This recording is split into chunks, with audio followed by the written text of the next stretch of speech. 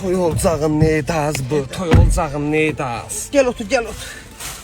Gördün az. Stullar da hamısı bomboş. Az bunlar özü toya gedəndə ki, kim gələcək bunların toyuna? Hələ bir evdən 5 nəfər adam gəlmişdi, onda 4 uşaq. Az güya fəhərli başda yemək verirlər. 3 dənə birinci yemişəm, 2 dənə lülə qoymuşam. Gəlin üçün hamilədən üstündən iyi gəlir.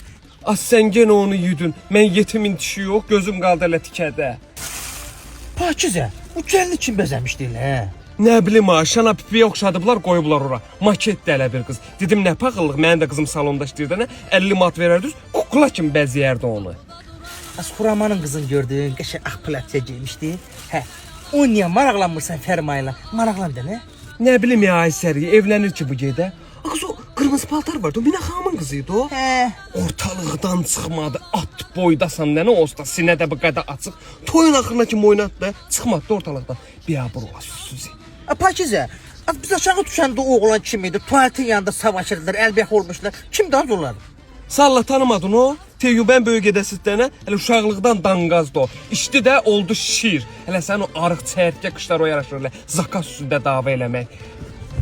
Ay Mahir, harada qaldın? Neysən, gəl çıxaq gedək evimizə işimizə. Mahir, sən canım, mənim gedəmi də çağırı.